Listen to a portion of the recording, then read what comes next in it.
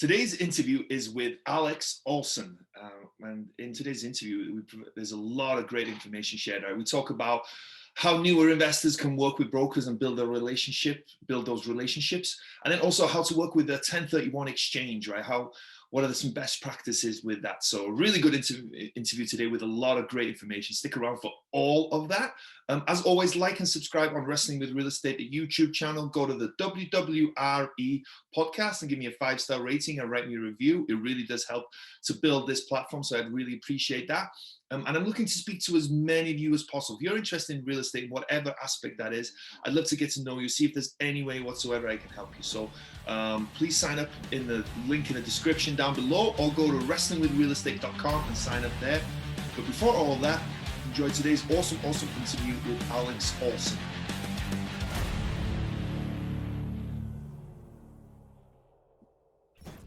Hello and welcome to Wrestling with Real Estate, where we look to chokeslam all your real estate problems. I'm your host, former WWE wrestler and now Cirque du Soleil performer, and of course, multifamily real estate investor, Barri Griffiths. Now today we're joined by Alex Olson. Hey Alex, how you doing, man? How you doing? I'm doing awesome, man. I'm doing awesome. I'm very happy you were able to make time and be here today. I'm excited about the conversation that we're going to get into today. It's going to be a good one for sure, and provide definitely a lot of great information for people. So I'm really excited about that. But before we do that, do you want to give people an idea about your background, what you've been up to, and what your current focus is? Yeah, so I'll try and make it somewhat interesting. I mean, my background's in financial technology, which is, kind of boring sounding. Maybe there's some money in there, maybe not. But my original training was in graphic design. But thankfully, I also had a supporting field in economics that allowed me to get out of the design world and into more of the finance. So I was doing financial marketing for quite some time, for about 15 years, actually. And then, of course, during that phase, I always wanted something bigger and better and do something on my own. I did a couple of entrepreneurial adventures. Had a movie social network that I created with a couple partners, and I sold that. And that was always a side gig, and then got into real estate because when I look at my profile, I guess, on things that I should be interested in based on all the yeses and nos when you do the psych profile or whatever, it was like, finance, but physical attributes. And so when you look at real estate, that is almost exactly what that is, right? You got this physical structure, you got people, and it's all financial. It's designed to, or it can be designed to use to leverage your wealth and build wealth. So, and then creativity, right, with a graphic design background. So all those things led me to real estate. At first, I didn't think it was unique enough, but then when you dive into it, there's so many ways to make it creative. And so that's really how I got started, was as a part-time gig investing in real estate, actually, small multifamily.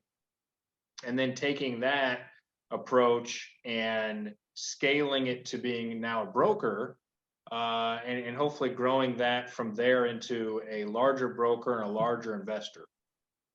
Really interesting, man. See, something you said there. You said you created a movie, Social Network. I did.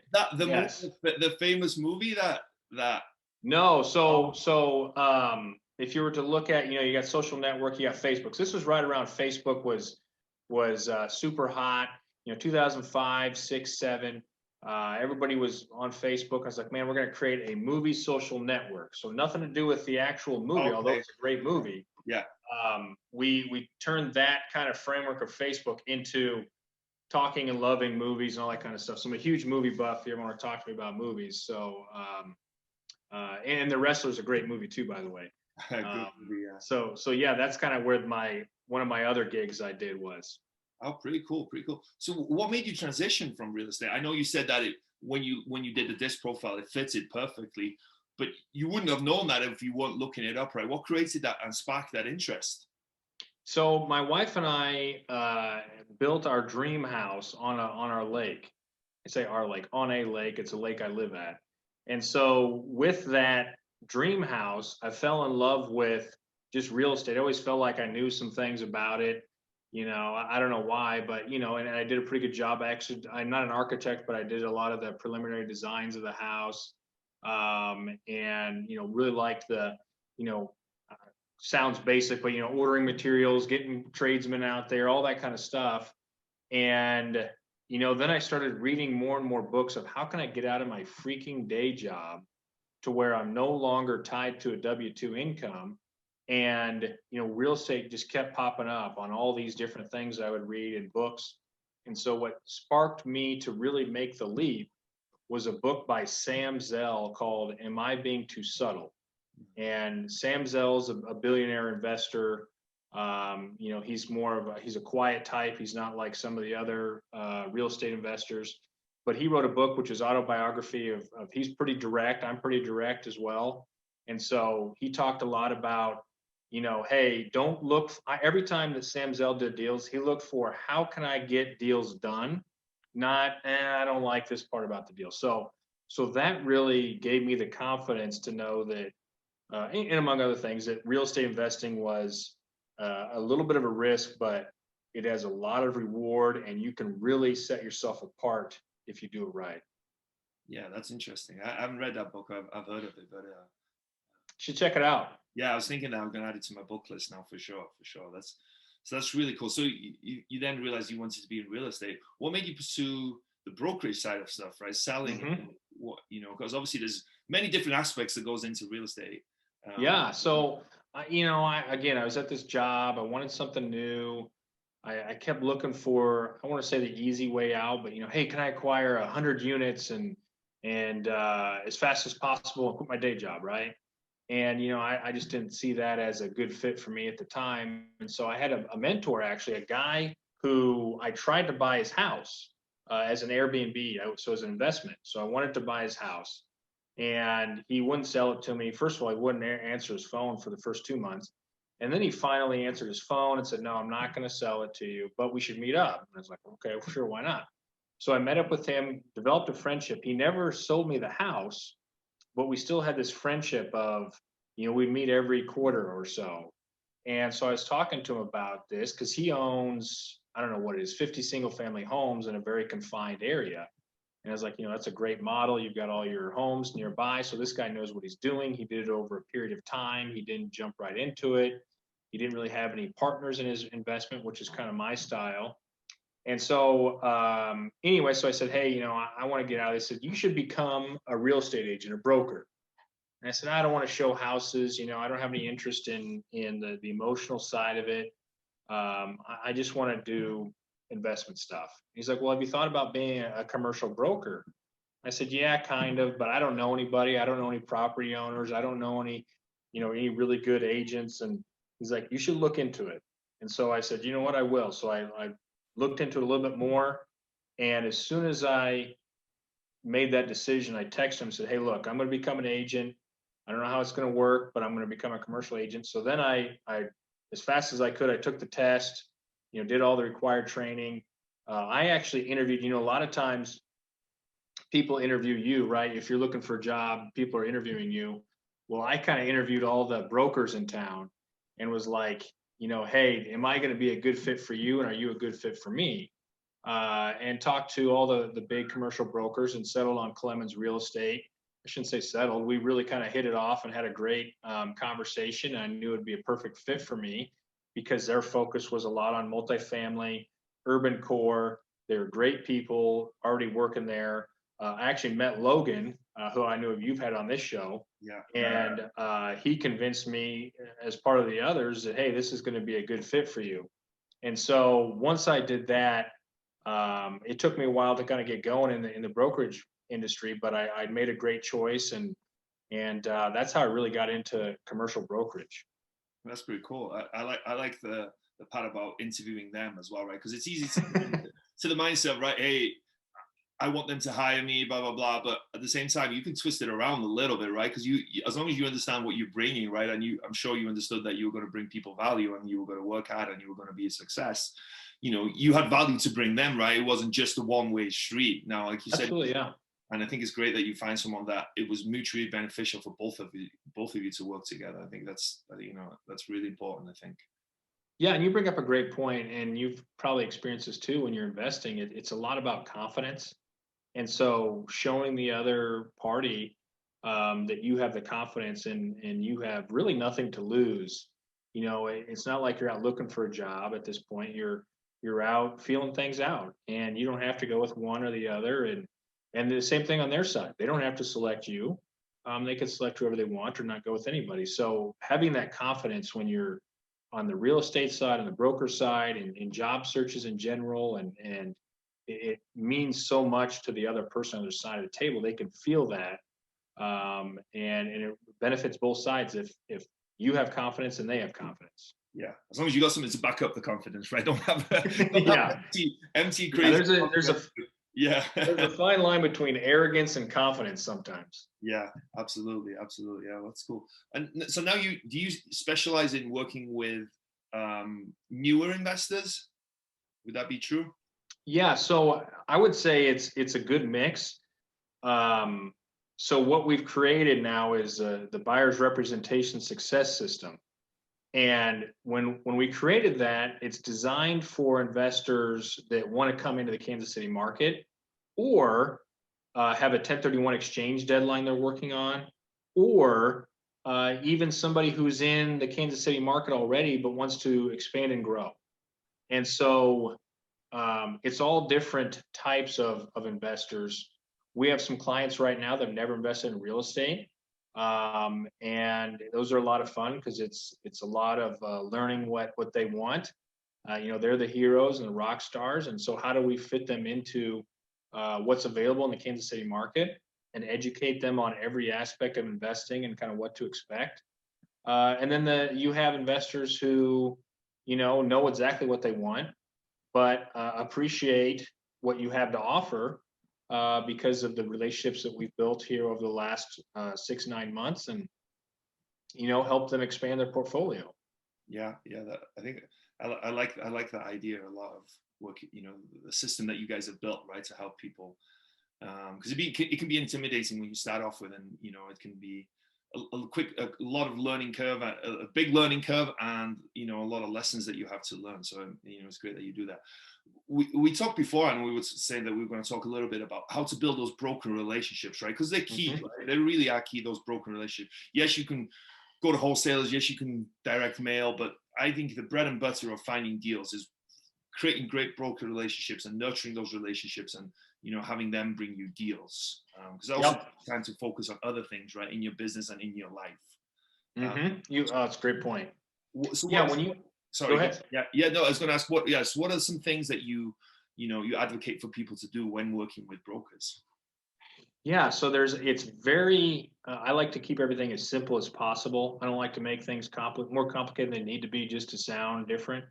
So it's very, very simple. When you're looking at any market, especially a hot market like Kansas City, you come into it, and the number one thing you got to have when you start talking to a broker is either A, I already have a pre-approval letter from a lender, or maybe it's just a bank statement, or B, Mr. or Mrs. Broker, I really need to find a bank that can help me close out deals. Coming in with that attitude to a broker will set you apart from everybody else, because what that tells the broker is this person's serious. They're willing to put in a little bit of extra time, to get where they want to go, because if you don't have a pre-approval letter or a desire to get pre-approved, you probably aren't as serious as you need to be before you're going to pull the trigger. Because in a hot market or wherever you're investing, those deals go a lot of times so fast that, if you wait around for the bank to get you something, it might already be under contract or a letter of intent, and then you miss out on those deals. So that's the number one thing that shows a broker that you're serious is, hey, I've got all the information to get started, or I need your help in getting started. Yeah, that's a great point. I think it's because what you need to buy a deal, right? You need the money, right? Unless you have the cash, unless you have that financing piece lined up, right? How are you going to buy it, right? And I think from a broker standpoint, right? I think what you've got to imagine, what you're thinking is when someone calls you up is, how is this person going to buy this deal? Is this person going to buy a deal? Because I'm sure you get a lot of tire kickers, right? Calling you up, hey, I'm looking for a 15% cap rate with a 30% cash, and I'm looking for seller financing, all that unrealistic expectations, right? So if you have someone that's, maybe doesn't even ask about a deal initially, just asking about the financing, either I have the financing or I'm looking to line that up. That's a really great point. So then once they have that and have that lined up, what do you suggest? Where does that conversation go from there? And where does that relationship go, I guess? Yeah. So once you've got all your your financial stuff kind of out of the way in terms of what you have available, then you get into, hey, Mr. Broker, Mrs. Broker, these are the type of deals I want. And if they show you that they're realistic about their expectations, then that's another good sign. Now, again, like you just touched on, if they come in wanting a 15 cap, or honestly, even a 10 cap, 8 cap, a lot of times you're going, sure, I'll put you on my list and love to help you out. Maybe you can find something through me, but you've got to have realistic expectations. So if you're asking the right questions about the market, that also tells me or the broker that you're serious. You've spent the time. It's all about how much time you've really spent. You spent the time to look at the Kansas City market or whatever market you're looking at. You pretty much know that cap rates are in between X and Y percent. And this person actually has done some research. I get calls all the time about, hey, I'm looking for a 12 cap on 50 units, and I'm much rather, I'm so great because I can pay with cash. So let the sellers know that I can come in there and close in 15 days. Well, number one, I know you're probably going to extend that 15 days. So even if you put it under contract, that doesn't really help anybody. And number two, the seller probably in this market, this hot market, the seller probably doesn't care too much that you've got cash. They care that you're going to be able to close the deal, that you have expectations that are real. And probably even another one is that you've either bought in the market that I'm in, or you've bought in a similar market or have some other connection here. So again, it's all about how much research have you done? You don't have to go in and be an expert, but show some kind of initiative that financing is important, property management's important, that realistic expectations are important. So that'll get the ball rolling with most brokers. And I think too, the other piece to it is you don't have to have experience, but knowing somebody who has experience in investing helps, or having some other partner that has done investing helps. But having experience, in that market helps, or close to it helps a lot. But isn't required if you, again, can show all these other things of, I've got these things lined up, I want to know a property manager, I want to know an insurance agent. We can get you set up with all those things. A broker typically is happy to provide that. Because, okay, look, this buyer has proven to me that they actually want to invest in this market, and they know something about it. So I trust them that they might actually turn into a deal, because none of us want to waste our own times, and we especially don't want to waste a seller's time, or even really a buyer's time that's not ready yet to make that dive. So get all your stuff kind of lined up. Yeah, that's a great point. But so you said that there, do a little research on the market, right? Just so for people who don't know, what would you suggest that they do as a quick research before they just out of the blue call the broker? Yeah. So there's a couple things that is important. And, the first thing is, of course, you're going to Google whatever town you're investing in. Okay. And you can see the news stories that pop up or whatever. And hopefully you have some kind of tie into why you want to invest in that market. So for example, Kansas City, even if your reason is, hey, look, I want to invest in Kansas City because the Chiefs won the Super Bowl last year. I know it's a hot market because of all the things I saw when the Chiefs were going through that whole thing. At least that says you paid attention to something in the area. Another thing is, maybe you are on Bigger Pockets or LinkedIn or something. You've heard whispers that Kansas City is a good market, or Indianapolis or New York, wherever, and you've heard about maybe Johnson County or one of the counties or neighborhoods there. So just get familiar with some of the neighborhoods by just Googling around. Hot Kansas City real estate market, what multifamily housing sales in X, Y, and Z market. That'll really kind of get you just at least started on it, because we do have people all the time say, hey, look, I want to invest in Kansas City. I don't really know why or where to start. And if you look at our system, the buyer's representation success system, and I understand every market doesn't have an agent like that, but you can find an agent that will provide you some of these tools. And that is, we've got CoStar reports, which should be two. I always say it's my old bosses used to tell me back when I was in the W-2 world, it's 2 clicks and a print. Well, no one's really printing anymore, but 2 clicks and you should be able to get a CoStar report on that market. And most every broker that is serious about multifamily or commercial real estate has access to a CoStar report or similar very easily. So, and that's another thing too you can use when you're talking to a broker is, hey, Mr. and Mrs. Broker, I want to invest in Dallas, but if you wouldn't mind, just send me a quick CoStar report on Dallas. Boom, boom, boom, boom. Email to them. They've at least got it. Broker has, hopefully secured that relationship by doing something for them. Hopefully the buyer understands that the broker did spend a few minutes giving that to them. So you kind of keep them involved in things. So it's a lot of, again, you don't have to come in and be an expert. Maybe you've got you don't exactly know why you want to invest in real estate in Kansas City or whatever, but here's the way to get started. Just ask them questions about the market. Great point. Yeah, I like that a lot, right? It's because also you're educating yourself, but you're creating that relationship, right? You're asking something sensible and you're keeping the communication line open. And, like you said, it's 2 clicks and they've sent it over to you right now. It still takes time for the broker to do that. But I think that's a very valid and reasonable request that also shows you that you want to learn about the market. So then in that conversation, that initial or the follow-up conversation, right? What kind of questions do you think are fair questions? Do you think it's a fair question to ask, hey, what kind of return should I expect in this market? Mm-hmm. What kind of cap rate should I expect? What should I expect? Is that a fair question, you think, or do you think you should know? Absolutely.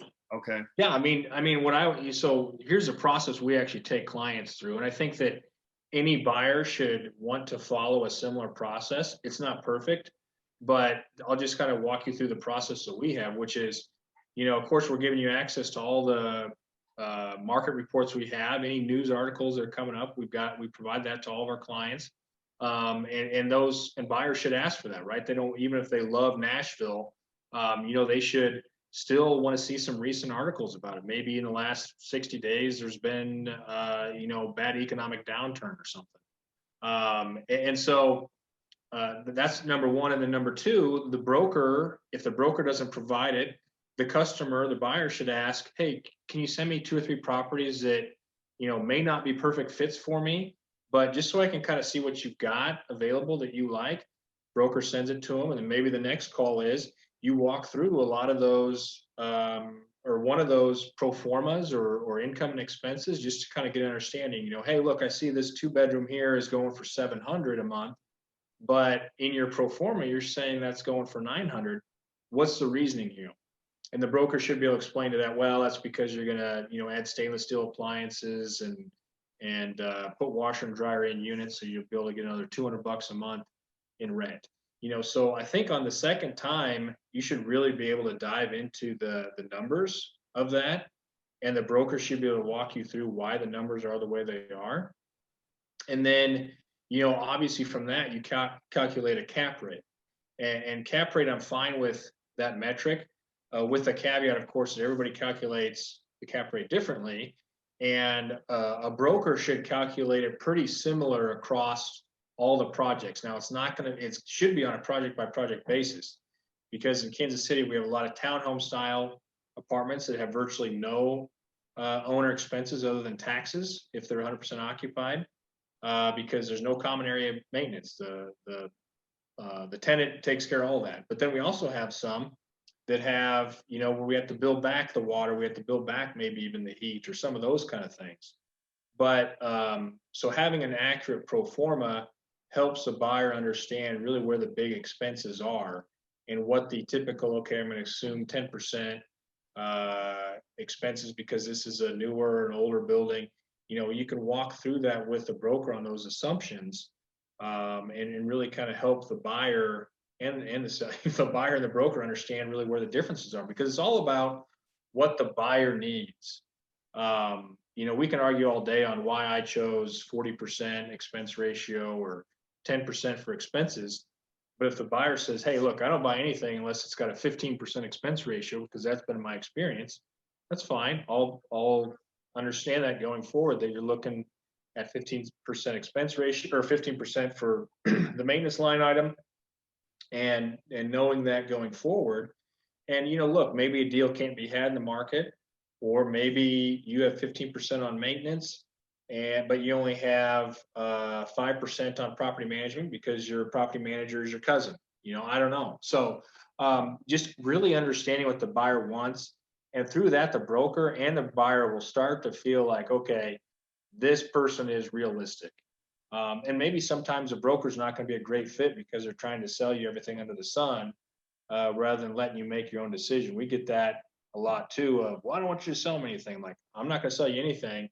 It's all about you and your numbers. Here's what I've got available. I'm working my butt off, calling property owners, building relationships with other brokers, all those kind of pieces to help my clients be successful, because reputation in real estate, if you want to ever be somebody, is everything, as you know. So those are kind of the important factors when you're working through deals with buyers.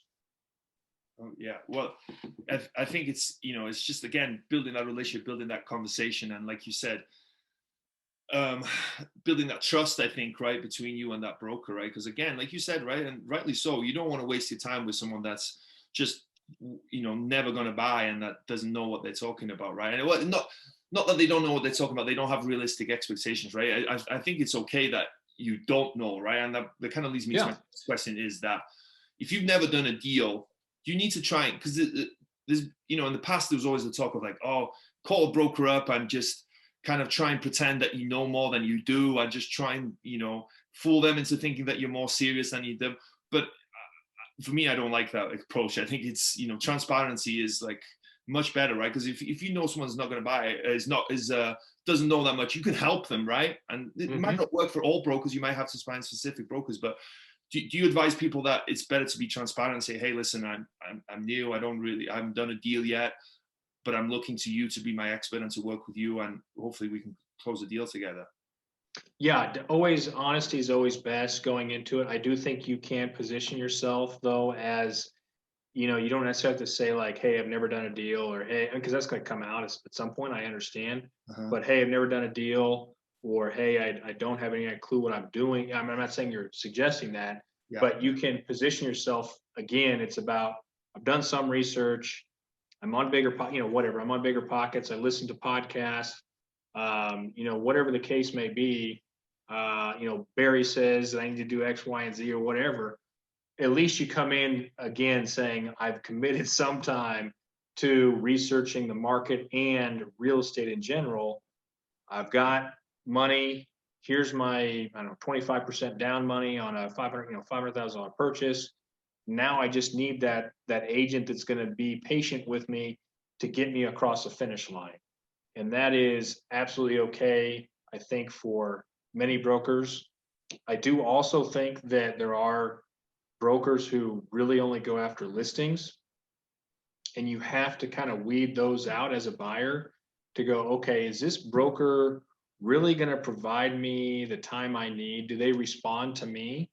I'm responding to them. Are they responding to me? And it's okay to go, hey, look, I think we're maybe looking at different things, and maybe there's another broker you can recommend to me, or find a different broker, because you don't have to stick to somebody that's not providing you the service you need. And if you're upfront, honest, have all your ducks in a row, there should be no reason why a broker can't help you find a property, assuming your expectations are realistic. Yeah, absolutely. So, and then from there, how do you develop the relationship then? How do you develop things further? Yeah. So once you've established that, okay, I'm now a broker, now a buyer, we kind of understand where you're at. You're realistic enough on your expectations. Hopefully the broker's got some kind of email list they can put you on. But you as a buyer are really, it's a two-way street, but it's really the buyer to say, hey, look, I want to buy this. I want to buy, what about, you think we can get this for that? Do you think we can get this uh, property for this kind of price? You got to stay in constant communication with that broker, and that'll keep getting their attention, even if it's just an email or a text or a call. I've had people say, "Hey, look, Alex, I'm committed to buying in this quarter." And I say, "Are you sure you're really committed to buying this quarter?" They say, "Yeah, I'm really sure. Here's my proof of funds and some of these other things. And you and I are on the same page of what I want." I say, "Okay, let's set up a weekly meeting. Be for 15 minutes, and we'll just kind of see if there's anything where I'm missing." And so we start that relationship. And sometimes, maybe after 2 weeks it'll die off. But I've had people actually, we stick with it, and by the end of that quarter, or maybe it's 2 months, they put a couple things under contract, maybe closed out on both of those things, even, or one of them. And so that's really what it is the more you harp on a broker, if you like that broker, it's a good broker, stay with them and keep proving to them. I don't want to sound like it's like you got to prove to them that you're real, but if you're new in the industry, a new buyer, you do kind of have to show that you're going to follow through with this, because time is money on both sides. That even you as a buyer, but if you're working with the top broker in the area, you should have confidence that that broker is going to be able to follow through for you. Yeah, absolutely. And it's only right? I think it's easy to get caught up with brokers are mean and whatever, right? But you've got to understand the perspective of the broker, right? They find sellers, and they're telling the seller, "Hey, I'm going to get this for your property. I'm going to sell your property." So they have that weight of expectation. So the last thing you ever need is to find a seller that they think is going to buy, and that seller says, "Yeah, I'm making an offer for this, blah blah blah." 2 months, 3 months go by, and then that seller just flakes out for no reason, right? That's terrible for the broker, right? So I think people need to understand both sides of the coin, because the better you understand that as well, and that where the broker is coming from, the better you're going to be able to work with that broker as well, right? If you understand their viewpoint and where they're coming from, I think it just helps that relationship. So Yeah. I think that's a really good point. Also, I think sometimes as well, it helps newer people if you can find a young and hungry broker. If you're going to the CCIM, top Right. is Marcus and Miller chap who's doing 200 plus units, and you want to buy 10 units, right? Yeah. He might I totally agree. He might not have the most patience for you, and he's used to dealing with sophisticated investors who are buying large deals, right? So try and find someone as well. I think it helps if you can try and find someone maybe that's starting out their career that can kind of grow with you as well, right? And there's also people like yourself, which is, I think what you're doing is awesome. And when you were saying the 15-minute a week call thing, right? That just shows you what a great broker you are, I think, right? Because Oh, thanks. no, I was like, I think that's awesome, because obviously if someone wants to buy and you're taking them serious and you're working together like that, 15 minutes a week, right, is a commitment for both of you, but it also leads you in the right path, right? And it's going to lead to success, I think. So when you said that, I thought that was really cool. I like that a lot. Yeah, because it's all about, and you don't want to work with a broker that's a jerk. You don't want to work with a buyer that's a jerk. And so, no harm, no foul. Just getting back to 15-minute meeting, I had that set up with a gentleman for a while, where it was 15 minutes. We did that for 2 or 3 weeks, and then 1 week they missed their meeting. Said sorry, okay. And we made another. We ended up getting back together maybe the next week, and then kind of dropped off. No harm, no foul. We just kind of stopped having the meeting, and then I think it was maybe 9 months, no, 6 months later, he says, "Hey, look, I've got a 1031 exchange deadline coming up. This is a property I want. I want you to represent me." And it was like hardly any of my time and effort to close out that particular transaction. But that was set up 6 months earlier, just because I took a few minutes of my time to meet with this person. And usually the broker will reciprocate, as it comes down the line. But again, it's that trust factor, and finding the right broker, the right buyer to make it all work.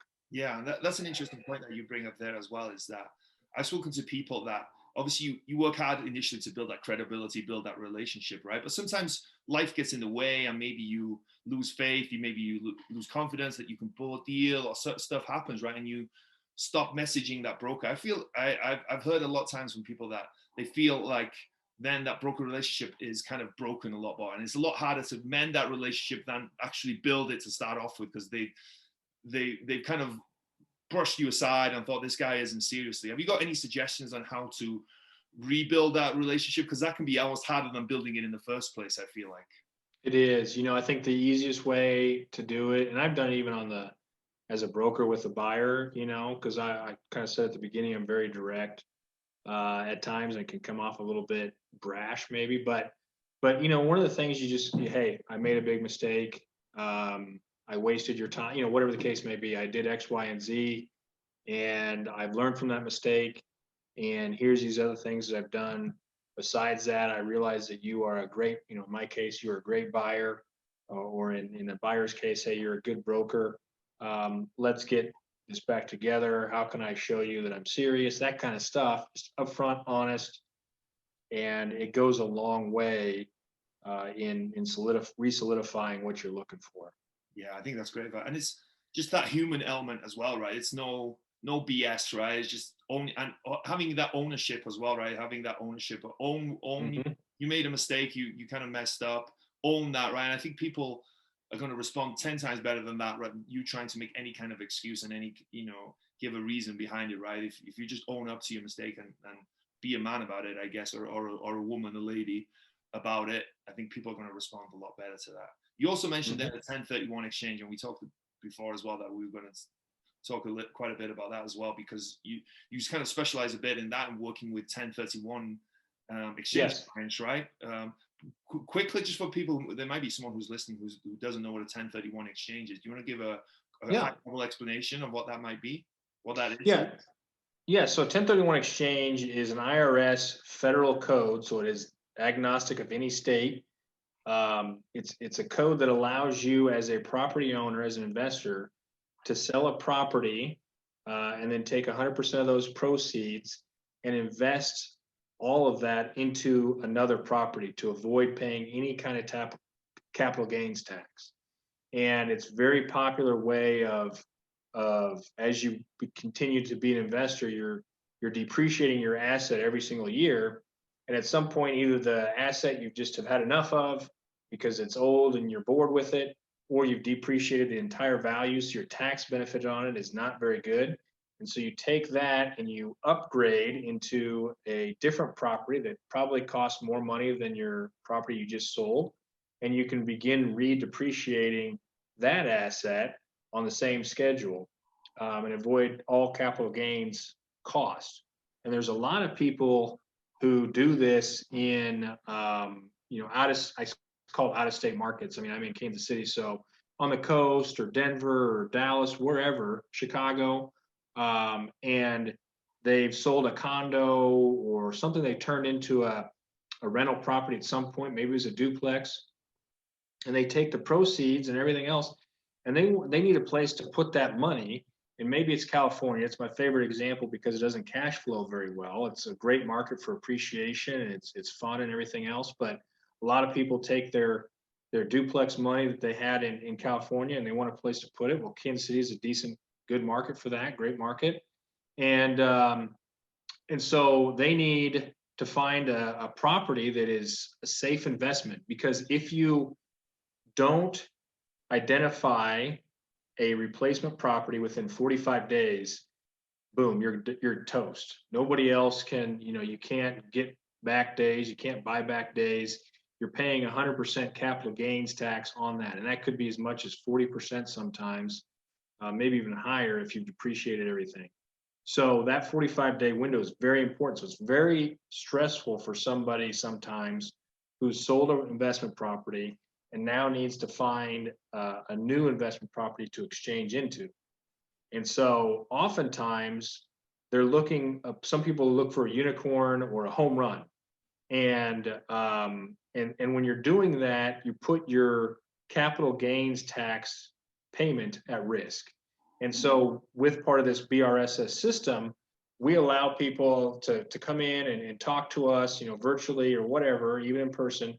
And we provide, which I think every broker should do if you're representing buyers. So your broker should provide you insurance contacts, should provide you a lender, should provide you a property manager, people that you can develop that boots on the ground team in your market that you want to invest in, and then really put properties in front of them. So if you're on a 1031 exchange deadline, your broker should be putting properties in front of you all the time to look at and really listen to what they're needing. So they can probably hit, instead of going after the home run or the unicorn, they're going to hit a nice, strong single that drives in a couple runs, maybe even a double that clears the bases. But it's going to be a safe investment. It's going to cash flow and it's going to appreciate. All those things are important when you look at your 1031 exchange deadline, because again, you don't want to put that at risk. And so 1031 is an important part of real estate transactions. And having the right broker in your market is very important for getting all your ducks in a row, because you don't want to mess it up. Yeah, definitely can be quite costly if you do that, right? For sure. So you have 45 days to identify 3 properties, though, right? Am I correct? There's only 3 properties. That's correct. And you could only close on those 3 properties, right? So can that be challenging in itself? So you identify 3, but it's a hot market, right? What if all 3 then, are there any ways that you can secure those properties in that 45? What can you do to protect yourself, I guess, in that situation? Yeah, so that's a great question. What you can actually, so once you've closed your other property, your funds from that go into what's called a qualified intermediary.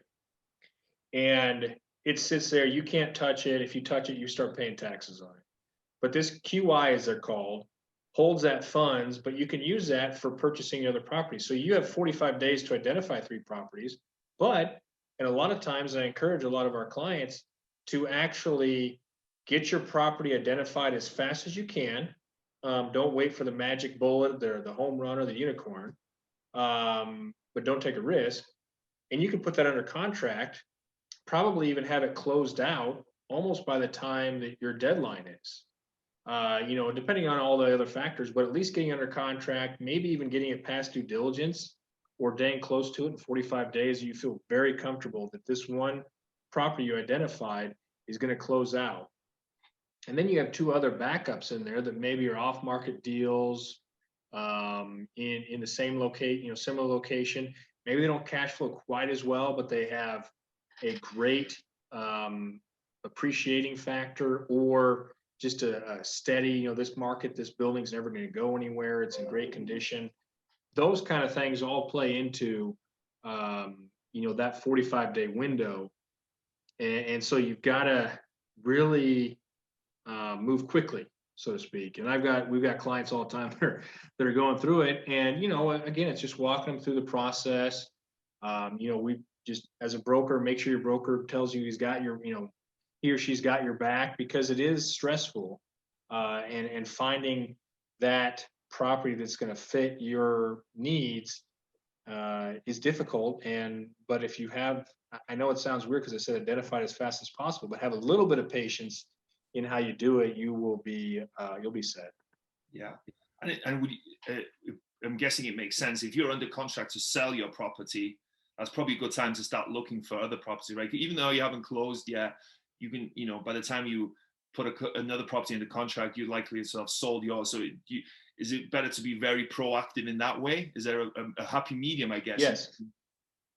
Yeah. So, once you've got it under contract, that's a perfect time to start looking. You really don't want to put offers out, because you get into weird situations where if your property extends or doesn't sell or falls through or who knows what, you don't want to be under contract with the property. And then now because the contract is you are obligated to buy this property. And yeah, there's all sorts of ways you can get out of it, but that's not the intent. So you don't want to put yourself in a bad position, but you can definitely start looking at them, start working with a broker, start, identifying your market or solidifying your market even further, and having those things queued up, start those relationships with your lender, with your property manager, with your insurance, start understanding the market. Those all help you get, miles and miles and everything ahead of where somebody else might be if they're closing that out. Just, oh, shoot, my property closed. Now I have 45 days. That's where it really gets into a rush. Yeah.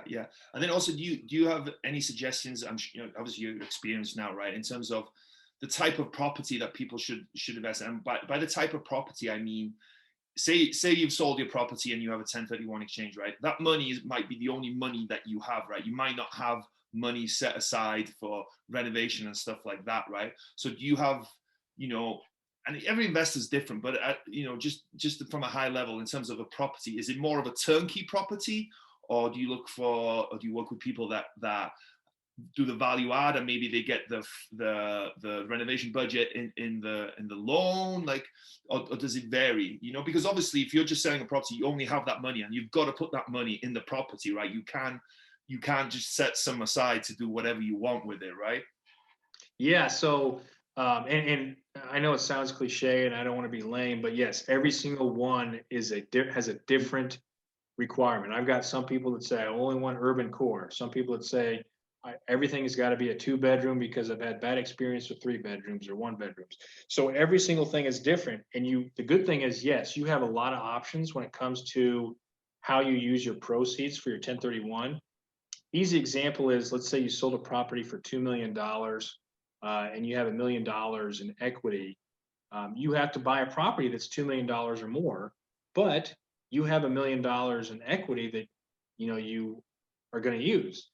And so you can leverage, at least in this market, in the Kansas City market, 75% of that. So you can buy a $4 million property, or you can buy a $2 million property. And that really changes your cash flow. And so if you're a type of person that says, hey, look, my grandfather, gifted me these commercial buildings and I sold them, and now I just want to get into a safe vehicle, give me a new asset that's maybe an A minus or even an A, that if I put 50% down, I'm going to cash flow, $10,000, $20,000 a month. That's exactly what I want. That's there's all these different options for you as you're a 1031 exchange, individual that you can take advantage of. And you can, again, as you pointed out, you can line a lot of those conversations up before getting to the exchange deadline. So that way you've got a good 10 to 30 days of really hard searching and putting things under contract, because it does take, let's just say it takes an average of a week by the time you get a letter of intent and other documents in place and agreed to. It's going to take a week to get it under contract, and then probably another 2 weeks to really know how well the inspection's going on that, to see how due diligence is going. Yeah, really interesting. Yeah. The reason I was asking is I actually have a property that I'm probably going to be selling soon. I'm doing a 1031. So I was obviously, being a value add investor, I was trying to figure out how to buy a property that's going to be a value add. And I guess, I was thinking bridge financing might be a good way, right? Because you can get 80% loan to cost, on something like that, right? So you can roll in some renovation budget. So have you done that? Is that something? Sorry, go ahead. As I say, and you can do that, with the local community banks, like the lender we use down here at Cornerstone Bank. I mean, you can actually do a lot of, you can roll in that. So let's say, again, the purchase price is, in that example I gave earlier, was, let's say it's $3.5 million. You got $1 million in equity, and you can use that other 50,000 or whatever the difference is to go towards your renovation. So you don't have to, have extra money for renovations. You can use that as all part of the 1031 exchange package to maximize your investment. Yeah, that's really interesting. That's cool. What are some key takeaways that people can have when doing the 1031? So obviously, have your ducks in a row, right? Have everything ready to go. As soon as you get into contract, start looking at properties, find someone that knows what they're doing, right? In terms of dealing with a 1031. But maybe some other stuff that we haven't covered, that are some important stuff that for people to take away with them. Yeah. So one of them is going to be, one of the big things is going to be having selected a qualified intermediary. And there's a lot of them out there. They should be a reasonable cost. By reasonable, I mean, I'm making this up, $500 to $2,500, depending on the size of your deal.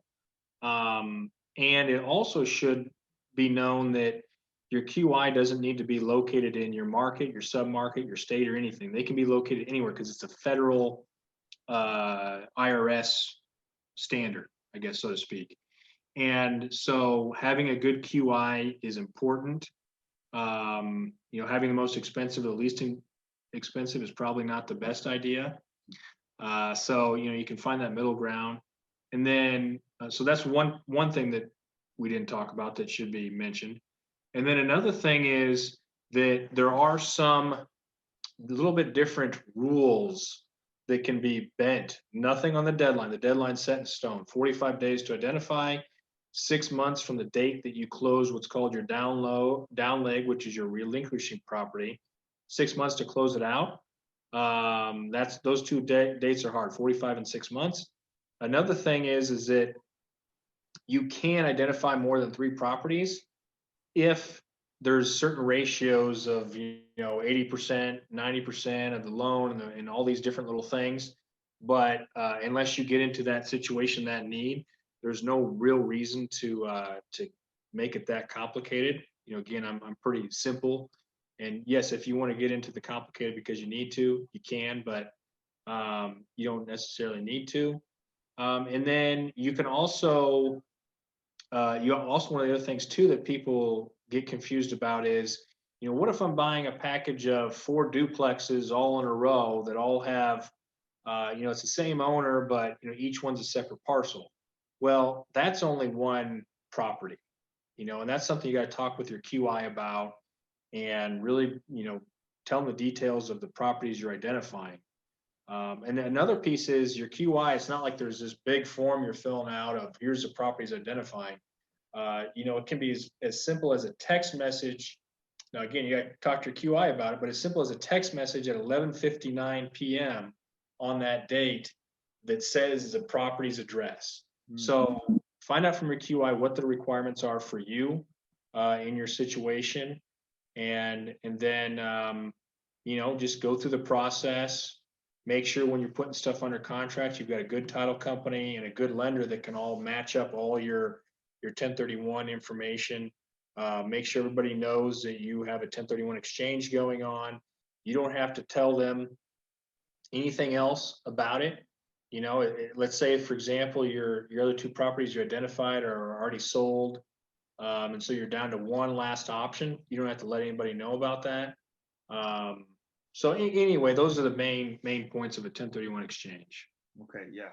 And I think the main points as well is find qualified people to surround yourself with, right? The qualified intermediary, find a good broker, find good lenders, find good people that know what they're doing so they can help you through that. That's awesome. Yeah. This is really interesting, man. This is really interesting. The 1031 is such a great tool to be used, right? Hopefully we don't lose it. I don't think we will. I really don't think we will. I think that was just election talk coming from. Oh yeah. I don't. I'm an optimist, and there's a lot of fear that people put out there. Maybe we do lose part of it. I don't know, and it's capped at a certain amount. Who knows? But the market will adapt and change and be able to take advantage of whatever is provided to us. So if you look at all of, I don't know every congressperson that's out there, but if you look at most of Congress, I'm sure that they almost all have some type of investment property somewhere. So it's hard for them to, implement something that's going to impact them. Yeah, they're not going to hurt themselves, right? Yeah. Cool. Well, man, as this show is called Wrestling with Real Estate, I like to ask some wrestling-related real estate questions. So the first one is, what would your wrestling name be? If you picked a wrestling name for yourself, what would it be, you think? It sounds, maybe super egotistical, but, my name's Alex. And I've always thought that Alexander the Great, I don't even know really a whole lot about him. Yeah. But that's got to be a great wrestling name because, I'm probably pretty great and can take out anybody. So Alexander the Great would be my wrestling name. I love that. I enjoy listening to conquerors for some reason, like Genghis Khan, the stuff about the Roman Empire, and Alexander the Great. He has a really interesting story because he was really young when he kind of came to power. That was kind of what was interesting to me. So Alexander the Great, I like that. Every wrestler has a special move, right? It's their biggest strength. What is your special move in real estate? Okay, so the opposite, the other one was like big and powerful and great, and my special move is annoying. So it's more of like the pest. I'm like the Alexander the pest kind of thing, because I'm always on top of people. Like, hey, I need your response on this. hey, Mr. Seller, I need this. Hey, Mr. Buyer, I need this. So I'm kind of pesky, but at the end of the day, that's what gets stuff closed out. And that's what it's all about when you look back on your real estate transaction is, did it close out in the way it needed to? Yeah, well, I would call it being on top of stuff, not pesky. I would, but that's a good thing. That's definitely what you want from someone, right? The last work with plenty of people that aren't on top of stuff, and that can be really stressful. So I really like that. What's been the biggest body slam you've taken in your real estate career? Yeah. So the Airbnb market, of course. A lot of people, the smart investors in Airbnb, actually did not invest into a property to be an Airbnb. They had it as something else. Maybe it was a second home, or who knows. But I actually went the wrong route, and I bought 4 Airbnb houses. They're all in great locations, so that wasn't the issue. But the pandemic was the issue. Didn't foresee that happening, like most people. And so I banked a little bit too much on what kind of revenue that would generate for me. And so one of them, two of them I sold. So I had 4. I sold 2 of them, lost money on both of those. And I turned 2 others into long-term rentals, which they break even. So that was kind of a hard hit. I bought all of those in 2019. So, they didn't appreciate much during the 1-year period, pandemic. You were spending all this money on furniture that, you hope that you wouldn't have to again, but now we know that you've got to keep kind of upgrading your furniture, or at least repairing stuff. So that's the biggest mistake I made was, instead of having a diversified portfolio of mostly just multifamily long-term tenants, I had a portfolio that was mostly short-term rentals. So more diversification would have been a much smarter move. Yeah. Airbnb can be tricky, I think, right? It sounds good, and you hear stories on bigger pockets and stuff of you working. It can definitely work, but it's not as easy as you buy a property and put it on Airbnb and now you're a millionaire, right? It's right. A lot more that goes into it. And I'm not saying it doesn't work. It definitely does work. You just got to make sure that you've got everything figured out. So was there a moment that you were standing on the top rope getting ready to jump, but you were too scared? What was it, and how did you overcome it? Yeah, so I had this 5-plex I bought, and before I finally went through with it, I actually had it under contract, and I thought it was a great deal, all these other things. And the bank I'd used to close out another deal just kept having more and more, I call them excuses now, but more and more things that I needed to provide. Hey, can you provide me this? Hey, can you provide me that? Hey, the bank's not really seeing this as viable. So they kept, again, trying to say no a lot. And so I'm up here on the top of the rope thinking, should I jump, or should I take this as a sign to crawl back down and go home? And when I looked at that, I said, you know what? Adversity and saying no was part of life. This is going to be a good investment for me. So I found another bank. That bank is the bank I mentioned earlier, Cornerstone Bank. They got it closed out in 12 days. So even though the deadline had to be extended, they found a way to get it closed out, the second bank. And so I looked at it as a way to be introduced to this bank who's been great for me on a lot of my other transactions. And this particular 5-plex I bought has been a great cash flowing machine. But, I almost said, you know what, maybe I don't want to buy this because of all these signs, so to speak. So I think trusting in yourself, trusting in your decisions, is important. If you've double checked, triple checked your numbers and everything, and it's going to be a good deal and you're not stretching too much, that's how I overcame that obstacle. Yeah, that's cool, man. Cool. Thanks for sharing.